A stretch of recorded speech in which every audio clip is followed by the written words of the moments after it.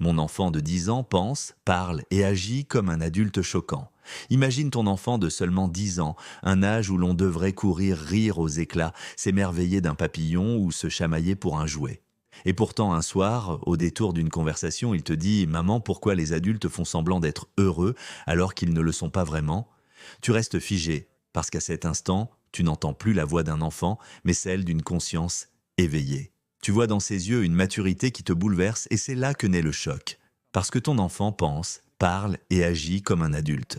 Et toi, parent, tu es partagé entre deux sentiments. La fierté immense de voir son intelligence, la peur profonde qu'il perde trop vite son innocence. C'est ce paradoxe que nous allons explorer ensemble. Et crois-moi, à la fin de ce discours, tu ne verras plus jamais ton enfant de la même manière. Le choc et la surprise. Le premier choc, c'est ce moment où tu réalises que ton enfant ne parle plus comme un enfant. Un moment où ces mots te coupent le souffle. Imagine, tu es en voiture avec ton fils de 10 ans, tu te plains du trafic de ta fatigue du travail qui t'épuise. Et il te dit calmement, « Mais papa, pourquoi tu continues si ça ne te rend pas heureux? Tu as qu'une seule vie. » Silence, tu restes figé. Parce que c'est une phrase que tu pourrais entendre dans la bouche d'un coach de vie, mais pas d'un enfant. C'est ça le choc. Et tu n'es pas seul à l'avoir vécu. Une maman raconte, « Ma fille de 10 ans m'a dit un soir, « Maman, pourquoi tu dis toujours que tu n'as pas de temps pour moi, alors qu'en réalité, le temps c'est toi qui le choisis ?» Elle s'est mise à pleurer. Un père témoigne. Mon fils m'a dit, « Papa, tu es toujours sur ton téléphone? Est-ce que ton téléphone est plus important que moi ?» Une claque en plein cœur. Ces enfants nous forcent à nous regarder dans un miroir qu'on n'avait pas demandé. Ils observent nos incohérences, nos contradictions et avec leurs mots simples, ils nous renvoient à nos vérités les plus profondes. Oui, c'est choquant, mais ce choc, c'est un cadeau parce qu'il nous réveille. Comprendre ce qui se cache derrière.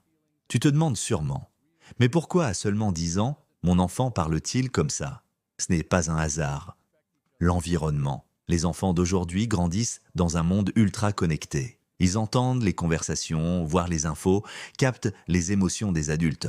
Ils ne sont pas enfermés dans une bulle d'innocence comme avant, ils baignent dans un environnement où les codes adultes leur parviennent trop vite. Exemple, un enfant qui regarde les infos avec ses parents, à 10 ans il entend parler de guerre, de climat, de politique. Il ne comprend pas tout, mais il capte les émotions et il les restitue. L'expérience émotionnelle. Chaque enfant vit des expériences qui forgent sa maturité. Certains voient descendre des disputes familiales, d'autres sont témoins d'injustices à l'école, d'autres encore ressentent profondément les émotions de leurs proches. Exemple, une petite fille dit à sa mère en pleurs « Ne t'inquiète pas maman, moi je vais être forte pour toi ». À 10 ans, elle prend un rôle d'adulte parce que l'expérience émotionnelle la pousse à grandir plus vite.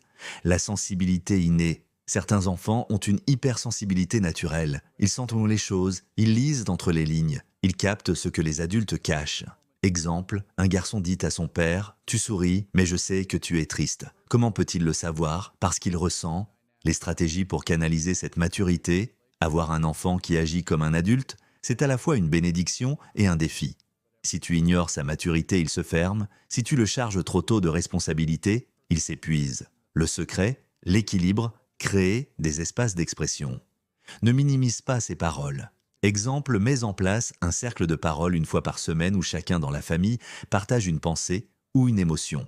Ton enfant se sentira entendu et ses réflexions deviendront une richesse collective. Préserver l'innocence. Même s'il réfléchit comme un adulte, il a besoin de vivre comme un enfant. Exemple, instaure des moments 100% jeu où il n'est pas question de sérieux. Laisse-le inventer. Rire, se salir, créer. Parce qu'il a besoin de cette respiration, poser des limites saines. Un enfant mature peut vouloir intervenir dans des sujets trop lourds pour lui. Exemple, il veut donner son avis sur les finances de la maison, tu peux l'écouter, mais rappelle-lui, c'est une décision de grand et mon rôle est de protéger ton enfance. Valoriser sans surcharger, donne-lui des responsabilités adaptées. Préparer son sac, tenir un carnet de réflexion, proposer des idées pour la famille. Mais ne lui donne pas des rôles qui lui voleraient de son enfance. Les meilleures méthodes d'organisation familiale, un enfant qui pense, parle et agit comme un adulte a besoin d'un cadre solide.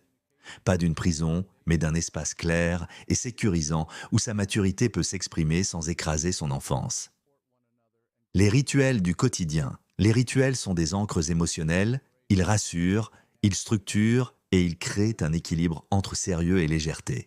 Rituel du matin, On se lève, on prend 2 minutes pour respirer et chacun exprime une intention simple. Exemple. Aujourd'hui, je vais être attentif à mes amis ou aujourd'hui, je vais apprendre une chose nouvelle. Cela canalise la maturité dans une direction constructive.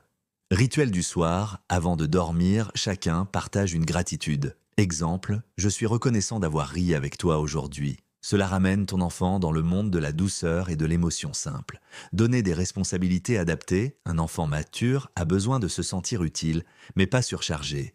Responsabilité possible, préparer seul son sac, ranger ses affaires, aider à organiser une petite sortie, participer à un projet familial comme planter, bricoler, cuisiner. Attention, il ne s'agit pas de lui faire porter tes responsabilités d'adulte, comme les finances, les conflits, les choix lourds. Il doit rester à sa place d'enfant, même s'il parle comme un grand. Le dîner des idées transforme un repas en espace d'organisation familiale.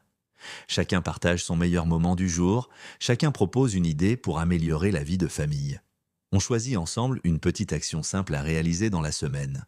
Résultat, ton enfant est écouté, valorisé, mais il comprend aussi la notion de cadre collectif.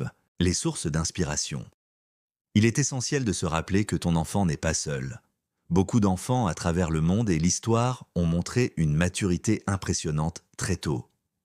Témoignage de parents, une mère raconte: ma fille de 10 ans m'a dit un jour: maman, pourquoi tu fais semblant d'être forte alors que tu es triste? Tu as le droit de pleurer. Ces mots l'ont libérée d'un masque qu'elle portait depuis des années. Un père confie: mon fils m'a dit: papa, pourquoi tu travailles autant si ça t'éloigne de moi? Est-ce que l'argent vaut plus que moi? Ces mots l'ont poussé à revoir ses priorités. Ces témoignages rappellent une chose: les enfants ne sont pas seulement des élèves de la vie, ils en sont aussi parfois les professeurs. Exemple de figure précoce, Mozart composait des symphonies avant même de savoir écrire parfaitement. Malala Yousafzai a 11 ans. Elle écrivait un blog sur l'éducation des filles dans un pays où cela mettait sa vie en danger. Blaise Pascal rédigeait des théorèmes mathématiques avant l'adolescence. Ces enfants devenus grands montrent que la maturité précoce est une étincelle rare. Elle peut déranger, mais elle éclaire l'inspiration quotidienne. Pas besoin de chercher dans les livres d'histoire, l'inspiration est chez toi, à ta table, dans les yeux de ton enfant. Chaque question surprenante, chaque phrase bouleversante est une graine d'inspiration. Message final profondément motivant. Nous arrivons au moment le plus important. Écoute avec ton cœur. Ton enfant n'est pas un problème. Combien de parents paniquent en se disant: mon enfant est trop bizarre, trop adulte, trop en avance. Mais la vérité, c'est que ton enfant n'est pas un problème à résoudre. Ton enfant est une bénédiction à accompagner. Tes mots construisent son monde, souviens-toi. Tes critiques creusent des blessures invisibles. Tes encouragements donnent des ailes. Chaque mot que tu prononces devient une brique de son identité. Ton rôle, tu n'as pas à le faire entrer dans une case. Tu n'as pas à lui imposer une norme. Ton rôle est de l'accompagner à marcher avec sa différence, à équilibrer son intelligence avec son innocence. Tu essaies le jardinier, il était la graine, tu essaies le guide, il est l'explorateur. Appel à l'action, aujourd'hui prends une décision claire. Écoute ton enfant plus que jamais. Valorise ses mots même quand ils te dérangent. Protège son cœur d'enfant même quand son esprit paraît adulte. Et surtout, partage ce message avec un autre parent. Parce que quelque part, un père ou une mère se sent dépassé par la maturité de son enfant et pense que c'est un fardeau. Alors qu'en réalité, c'est un trésor. Conclusion émotionnelle, ton enfant n'a que 10 ans. Et pourtant, il te parle comme un adulte. Oui, c'est choquant, mais ce choc est une invitation à ouvrir tes yeux, une invitation à changer ta façon d'aimer, une invitation à marcher à ses côtés sans éteindre sa lumière, parce qu'au fond, ton enfant est là pour te rappeler quelque chose que tu avais oublié. La sagesse n'attend pas toujours l'âge, et parfois ce sont les enfants qui viennent sauver les adultes.